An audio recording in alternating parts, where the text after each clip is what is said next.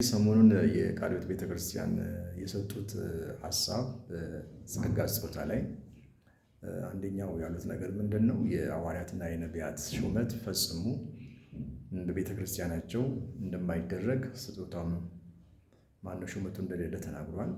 በጣም ትክክል ነው። እንደውም ዘገዩ ይህንን በምድራችን ላይ ያለው ውዥንብር የማጥራት ኃይል አለው። አንደኛ የቤተክርስቲያንም አገልጋዮች ምዕመን በእግዚአብሔር ቃል ላይ እንዲጸኑ ስለሚረዳ ከመቆየቱ በስተቀር ሐሳቡ እጅግ በጣም ትክክል ነው። የኔም ቤተክርስቲያን በዛ ሐሳብ እናምናለን፣ እኔም አምናለሁ። ምክንያቱም ጌታ ኢየሱስ ክርስቶስ 12ቱን ደቀ መዛሙርት ከሾመ በኋላ እና ሐዋርያ ጳውሎስ ሌሎችም ሐዋርያት ሌላ ሐዋርያ ሲሾሙ አንመለከትም። እዛ ላይ እንደቆመ እናያለን። ሚስዮናዊዎች ዛሬም ይላካሉ ለወንጌል አገልግሎት ሚሽነሪዎች ይላካሉ። ያ ማለት ልክ እንደነ ጳውሎስ እንደነ ጴጥሮስ ሐዋርያ ናቸው ማለት አይደለም። ተልኮ ሄዶ የሚያገለግሉ አሉ። እስቲ የእነሱን ሐሳብ በደንብ አድርገን እንስማው። የሐዋርያት የነቢያት የሐሰተኞች ጉዳይ በአዲስ ኪዳንም የነበረ የቀጠለ ነው። እኔ ግን እስከማስታውሰው ድረስ ሰዎችን ሐዋርያ ብሎ መሾም የተጀመረው ብዙ ሩቅ ጊዜ አይደለም። ሀገራችን እኛ ስናድግ እኔ ሐዋርያ የሚባሉ ሰዎች አልነበሩም። በኋላ የሆነ ጊዜ አንድ ሰው ማቀው ነበር። ከዛ ሌላም አንድ ታዋቂ ሰው ሐዋርያ ተባለ እያለ አሁን በሐዋርያ በጣም እየሰፋ መጣ። ትንቢት መናገር አዲስ አይደለም። በፊትም ትንቢት የሚናገሩ ሰዎች ነበሩ። ግን ነብይ ብሎ መሾም ወደዚህ የመጣ ነው። አሁን በጣም እየተስፋፋ ነው። በኤቭሪ ኮርነር ነብይ የሚባሉ ሰዎች እየበዙ ነው። ስለዚህ ይሄ ነገር ሁለቱ ላይ ፎከስ ያደረግንበት ምክንያት ለዛ ነው። እና አሁን እዚህ ጋር መልስ ስንሰጥ እኛ አይመቸንም ምናምን ጉዳይ አይደለም። መጽሐፉን ስታነቦ ሐዋርያ የተባሉ የተጠቀሱ ቦታዎች ላይ በሙሉ ሄዷል መጽሑፉ። ሐዋርያ እነማን ነበሩ? በአዲስ ኪዳን መጀመሪያ የሚጀምረው ከትርጉሙ ነው። ሐዋርያ ማለት ነው። ሐዋርያ ማለት የተላከ ማለት ነው። አፖስቶሎስ የሚለው ግሪክ አፖስትል ምንድነው? እየተላከ ማለት ነው። እና የተላከ ካለ ላኪ አለ። አሁን ጌታችን ኢየሱስ ክርስቶስ የእምነታችን ሐዋርያ ተብሏል። አብ ስለላከው እሱ ሐዋርያዊ አገልግሎት አለው እንላለን። የጌታ ኢየሱስ ክርስቶስ የበጉ ሐዋርያት የሚባሉ አሉ። 12ቱ ተመርጠው የተላኩ አሉ። ጳውሎስ እኔ ለአሕዛብ ሐዋርያ ልሆን ተሾምኩ ያለበት አለ። እና ቃሉ በተለያየ አገባብ እየገባ ለምሳሌ ሐዋርያ ጳውሎስ ለአሕዛብ ሐዋርያ እንዳለ ሁሉ ሌሎች ሐዋርያት ተብለው በርናባስና ሳውል ተብለው ሐዋርያ የተባሉበት ቦታ አለ። የጌታ ወንድም ያዕቆብ እንደ ሐዋርያ የተጠቀሰበት ሌሎችም አሉ። እንግዲህ አሁን እነዚህን ጥቅሶች በሙሉ ተንትነን ነው ዝም ብለን ተነስተን እኛ ቃልዮት ሐዋርያ ተቀበሉ ሳይሆን ቃሉ ስለ ሐዋርያነት ምን ይላል ነው። ስለዚህ አሁን ሐዋርያ የሚለውን ስናስብ የሚላክ አለ፣ የላከው አለ፣ የተላከበት ፐርፐዝ አለ። እንደውም አንዳንዴ ቃሉ ለሆነ መልእክት የተላኩ ሰዎችን ሁሉ ያቺ ቃሏ ትገባለች። ስለዚህ አሁን እኛ የበጉ ሐዋርያት የተባሉ ቅድም መሰረት የጣሉት የሚለው አይነት ሐዋርያ ከጌታ ኢየሱስ ክርስቶስ ተቀብለው ተምረው እሱ የላካቸው እነዛ 12ቱ ሐዋርያት በዛ ስልጣን በዛ ኃይል ዛሬ ሐዋርያ አለ ብለን አናምንም። መሰረት የጣሉ ናቸው። ያ ከኢየሱስ ክርስቶስ የተላከ ስፔሲፊክ አድርጎ የመረጣቸው ሐዋርያት ነበሩ። ያ አይነት ታይትል እንደ ሐዋርያው ዮሐንስ አይነት እንደ ጴጥሮስ አይነት ሐዋርያ በዛ ስልጣን ነው መንቀሳቀሰው የሚል ሰው ሊኖር አይችልም። አሁን እነዛ መሰረት ጣይ ስለሆኑ ቃሉንም የጻፉ ናቸው። መንፈስ ቅዱስ ተሞልተው ቃሉን ያስተላልፉልን ናቸው። ያ ቢቀጥል ኖሮ ዛሬም ሌላ መጽሐፍ ቅዱስ የጻፈ ሌላ መሰረት የጣለ ያ የተዘጋ ነው። ግን አሁን ሐዋርያ የለም ወይ የሚለውንም ያብራራል።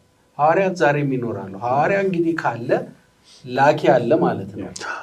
ቤተክርስቲያን ለሆነ አገልግሎት የላከችው ልክ በርናባስና ሳውል ለዩልን ተብሎ ተጸልዮላቸው እንደወጡ የተላኩ ለሆነ ፐርፐዝ የሚሄዱ ሰዎች ሐዋርያ የሚለው ቃል ዛሬ ልንጠቀምበት እንችል ይሆናል። ግን አሁን ችግሩ ምንድነው? ይቺ እነ ጴጥሮስ እናንተ ላይ ያለችውን አይነት ኦቶሪቴቲቭ የሆነ ነገር ክሌም የማድረግ አዝማሚያ ነው አሁን ያለው። ያን አይነት ፓወር ያለ ያን አይነት ስልጣን ያለው ሐዋርያ የለም፣ መለየት አለበት የምንለው ለዛ ነው። አሁን ሁኔታቸውን ስናይ መስራች ቤተክርስቲያን ባለራዕይና መስራቹ ምናምኑ ፈላጭ ቆራጩ አድርጎ የሚሾሙ ከዛ የመጣ ነው። ግን መጠየቅ ያለብን ማን የላከ መባል አለበት። ተነስቶ ጓደኞቹን ሰብስቦ ኬክ ቆርሶ ሐዋርያ ነኝ ካሁን ጀምሮ በማለት ሐዋርያ ሊኮን አይችልም። የላከው አካል ያስፈልጋል። ወዴት ነው የተላከው? ሄዶ ምን አረገ? ያ ደግሞ ተልኮ ወንጌልን የሰበከና ቤተክርስቲያን የመሰረተ የቤተክርስቲያኒቱ ባለራዕይ መስራች ባለቤት አይነት እንትን የለም መጽሐፍ ቅዱስ ውስጥ። ስለዚህ የተዛባ ነገር ነው የሚል ነው እና ይሄ ከየት ነው የመጣው? ከኒው አፖስቶሊክ ሪፎርሜሽን የሚባል እንቅስቃሴ ከ1980 ሳምቲንግ የጀመረ እንቅስቃሴ ነው። ቤተክርስቲያን ለክርስቶስ ምጽአት እንድትዘጋጅ ቤተክርስቲያን የክርስቶስ ምጽአት እንድትዘጋጅና ሬዲ እንድትሆን የጎደላት ነገር እነዚህ የተረሱ የሐዋርያና የነቢያት አገልግሎት መቀጣጠል አለበት፣ የሪፎርሜሽን ያስፈልጋል ብሎ የተነሳው እነ ፒተር ዋግነር እና የሚባሉ ሰዎች የጀመሩት እንቅስቃሴ ነው። አሁን ያ ነው እየተስፋፋ ሀገራችን ሁሉ መጥቶ ሰዎች ሁሉ ያን ትምህርት ነው በምንም ተሰውሮ ሰሰት ብሎ እየገባ ያለው። ስለዚህ አሁን እንደኛ ቤተክርስቲያን አንዱም የምንናገረው ሐዋርያትን አንሾመም። ለምንድን ነው የማንሾመው? ኮንፊውዥን የሚፈጥር ነገር ስለሆነ ነው። በዛ አይነት ስልጣን ያሉ ሰዎች የሚመስል ፊገር ስላለው ከሱ ይልቅ እኛ ሚስዮናዊ የሚለውን ነው የምንጠቀመው። ለወንጌል አገልግሎት ይወጡ አሉ፣ የተላኩ አሉ። እኛ የቃለ ሕይወት ቤተክርስቲያን ፓኪስታን ሚስዮናውያን ልካ እዛ ሄደው ቸርች የተከሉ ሰዎች አሉ። አሁንም በተለያየ ሀገር ወደ 10 ምናምን ሀገር ሚስዮናውያን ሄደዋል። የሀገራችን እኮ አባቶች ከአንዱ ቦታ ተነስተው እኮ ሌላ ቋንቋ ውስጥ ገብተው እኮ ቤተክርስቲያን እነሱ እኮ የሐዋርያዊ አገልግሎት ነበራቸው።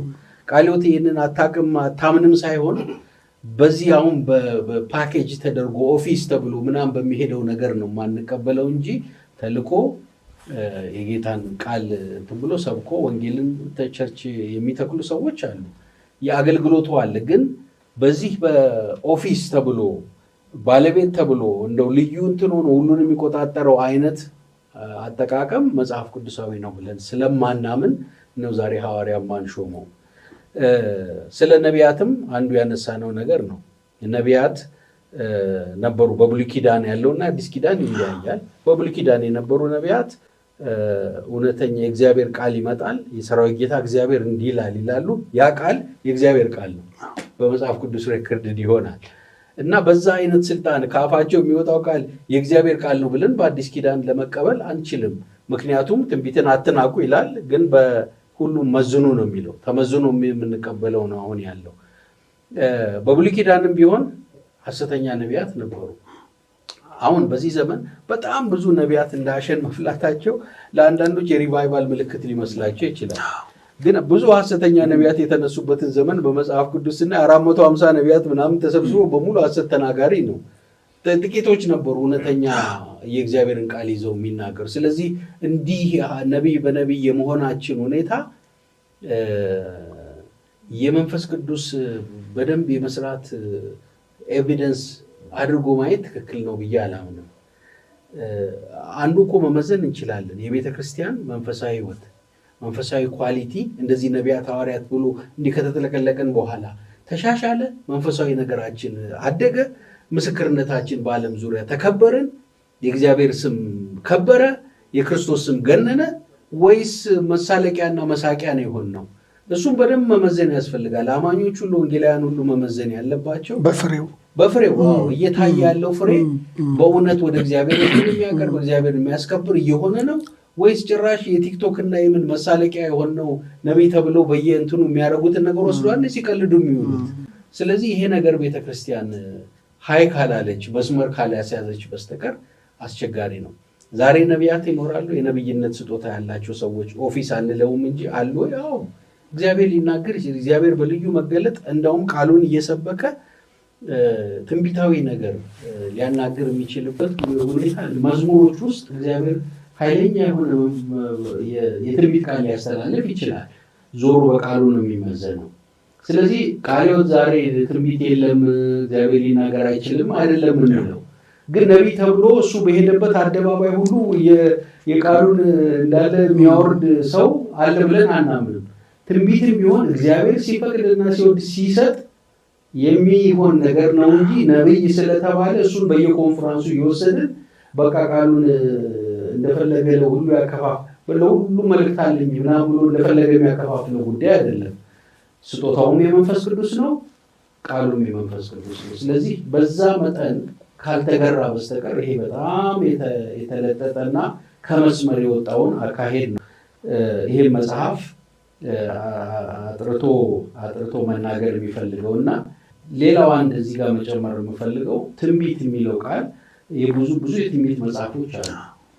ስናያቸው ስለ ወደፊት የሚያወሩ አይደለም። ብዙዎቹ ወደፊት እንዲሆናል የሚለው የተወሰኑ ፓርት፣ አብዛኛው ሰው በወቅቱ ስላለበት ሁኔታ፣ ስለ መንፈሳዊ ውድቀታቸው ስላሉበት ችግር አድሬስ የሚያደርግ ነው። የዘመናቸው የብሉይ ኪዳን ነቢያት አብዛኛዎቹ ወደ ሕጉ ሄደው ሙሴ ሕግ እንደዚህ የተባለውን ተላልፋችኋል፣ እንዲህ ብትሉ እንዲህ ይሆናል ያለው እግዚአብሔር ይሆንባችኋል፣ ቃሉን ራሱ እያጎሉ የሚናገሩ እንጂ አንተ እንዲሆንልሃል አንተ እንዲሆንልሃል የሚል አይደለም። አሁን ትንቢት የሚባለው ነገር ግን ቃሉን ቅድም እንዳለው ቃሉን ሰው ከሆነ የደረቀ ምናምን ግን ፍሬሽ ቃል አወጣለሁ ብለው ይወጣል አንተ እንዲሆንልሃል የሚለው ነው። አሁን ትንቢት መጽሐፍ ቅዱሳዊ ትንቢት ግን ወቅቱ በዛ ሰዓት ሰው ለሚያስፈልገው ነበር እግዚአብሔር ልዩ መልእክት እየሰጣቸው የሚናገሩ ሰዎች አሉ ዛሬ በዛ ጸጋ የሚያገለግሉ። ስለዚህ ያን ሚዛን የሳተውን ነገር ለማስተካከል እንጂ እግዚአብሔር ዛሬ በማንም አይናገርም የሚል አቋም የለንም። ስለዚህ ነው እነዚህ ሁለቱ ጾታዎች ላይ አትኩረን አሁን ዝርዝሩን እዚህ ማስረዳት አንችልም፣ ግን መጽሐፉን ሲያገኙት ሐዋርያ የተባሉት ቃላት አጠቃቀሙን ጀምሮ ነቢያት የተባሉትን ሁሉ ዘርዝረን ሚዛናዊ በሆነ መንገድ መጽሐፍ ቅዱሳዊ የቱ ነው የሚለውን ምዕመኑም አገልጋዮቻችንም ሌሎችም ሁሉ እንዲያውቁ ያደረግንበት ጽሑፍ ነው።